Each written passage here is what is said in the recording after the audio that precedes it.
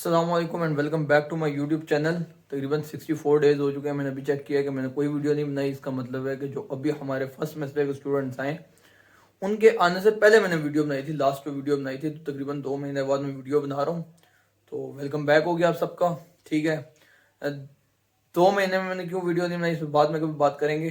साथ साथ मैं आपको थोड़ा बता देता हूँ। और अभी भी मैं जो वीडियो बना रहा हूँ, कोई मैं ट्राइपॉड वगैरह नहीं लगाया, बस इसी तरह खड़े होकर ब्लॉग स्टाइल में मैं वीडियो बना रहा हूँ। उसकी वजह यह है कि मैं वीडियो वापस बनाना चाह रहा हूँ। तो आज वो एक दिन था जिस दिन मुझे लगता है कि आज से वापस अपनी वीडियोस को शुरू कर सकते हैं। आज वो दिन क्यों था, थंबनेल से अभी तक आपको पता चल गया होगा, नहीं पता चला तो आज से या कल से शायद एग्जाम शुरू हो गए थे। मुझे इसलिए एग्जैक्ट नहीं पता क्योंकि हमारे मंडे से शुरू हो रहे हैं 7th सेमेस्टर में हम। तो पेपर शेपर कम होते हैं, लेकिन थर्ड वालों के लिए, फर्स्ट वालों के लिए और फिफ्थ वालों के लिए शुरू हो गए होंगे। ठीक है, तो मैं आपको थोड़ी बहुत टिप्स बताऊंगा। टिप्स मतलब मेरा खुद भी कोई बहुत अच्छा जीपीए नहीं है, लेकिन मैं बताऊंगा कि मेरा किन वजहों से नहीं है, किस वजह से हो सकता है। और कुछ कंट्रोवर्शियल बातें भी होती हैं इस टॉपिक में, तो वो हम नहीं छेड़ेंगे। जो तरीका मैं आपको वैसे बता सकता हूँ वो मैं आपको बता दूंगा। ठीक है, और उससे पहले 1-2 मिनट में मैं आपको बताता हूँ कि इतना टाइम से वीडियोस वगैरह क्यों नहीं बनी और लाइफ अपडेट क्या है। तो 2-3 वजह थी। पहली वजह तो ये है कि मुझे दिल ही नहीं कर रहा था। अब कर रहा है दिल, वैसे ये अच्छी बात है। और उसके बाद कंटेंट भी इतना नहीं था। बीच में फिर हमारा एक ब्लैक हैट, एक CTF है, उसमें हम लोगों ने खेला।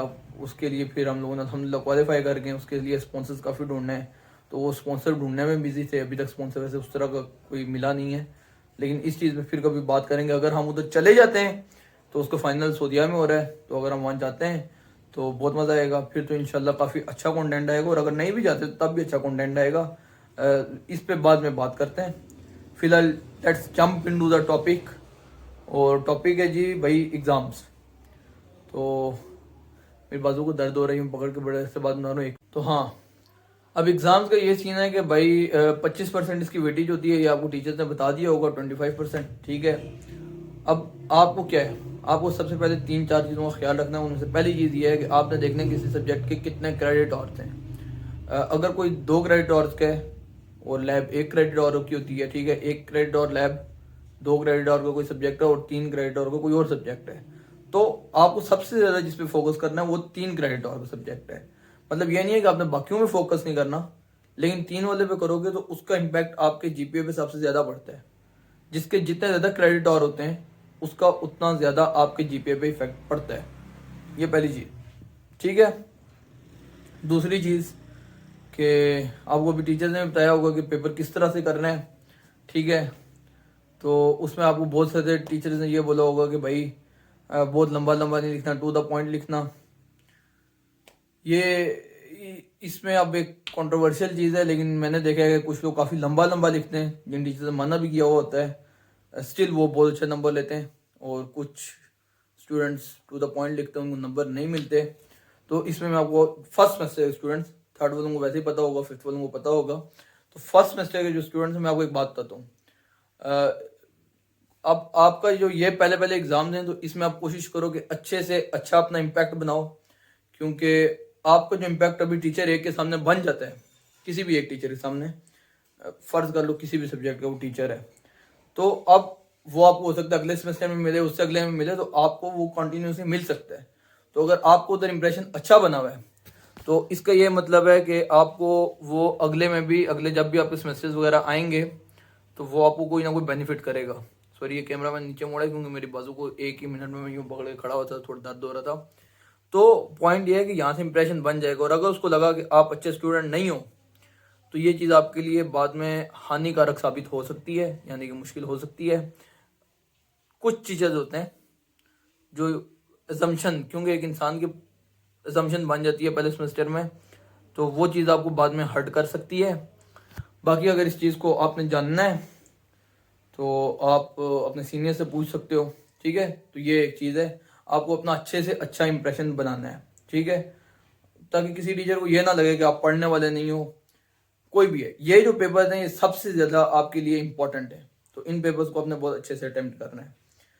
उसके बाद टाइम को मैनेज करना है। ड्यूरिंग द पेपर 2 घंटे के होते हैं मिड्स, और जो फाइनल्स होते हैं वो 3 घंटे के होते हैं। तो 2 घंटे के हिसाब से अगर 5 क्वेश्चन हैं या 4 क्वेश्चन हैं तो आपने मार्क्स को देखना है और फिर डिवाइड करना है। अब ये नहीं है कि ये अक्सर मेरे साथ भी होता है कि आपको एक क्वेश्चन बहुत अच्छा आता है तो आप उसको 2 घंटे में से 40 मिनट उस पर लगा दो, तो फिर ऑटोमेटिकली आपके पास बाकी 3-4 क्वेश्चन के लिए कम टाइम होता है। तो आपने ये देखना है कि अगर मार्क्स इक्वल हैं या जिसके मार्क्स ज़्यादा हैं तो उसको आपने उस हिसाब से टाइम देना है, ठीक है।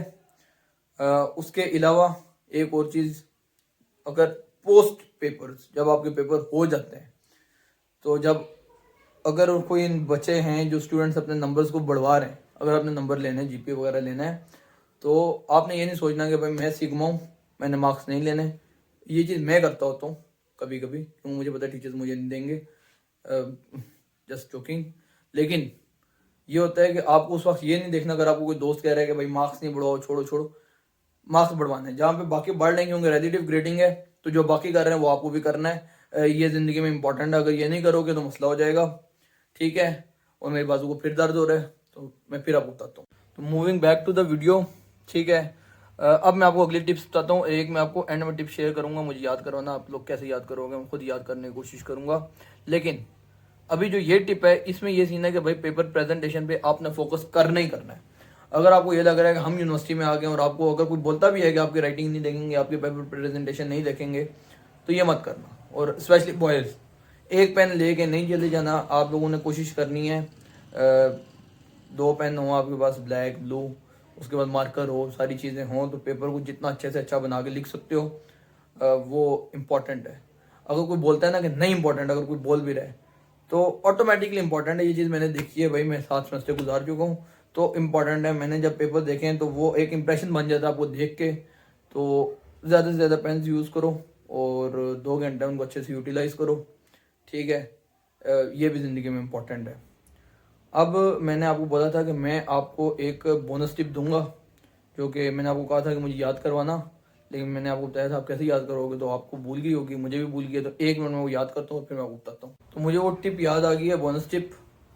वैसे ही मैं आपको एक बात बताता हूँ, आप बस एक कोशिश करना कि अगर आप पेपर पे साइन वगैरह कर रहे हो तो साइन में अगर आपका नाम वगैरह है तो साइन चेंज कर लो, ठीक है। मतलब अपना सिग्नेचर चेंज कर लो।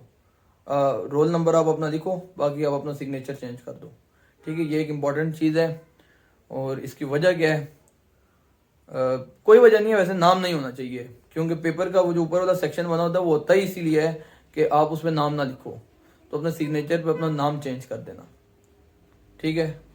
तो बाकी इंशाल्लाह मिलते हैं नेक्स्ट वीडियो में। टेक केयर, अल्लाह हाफिज़। और कोशिश करके अच्छे से ब्लॉग्स आएंगे, तो टेक केयर, अल्लाह हाफिज़। सब्सक्राइब जो भी होता है सब्सक्राइब।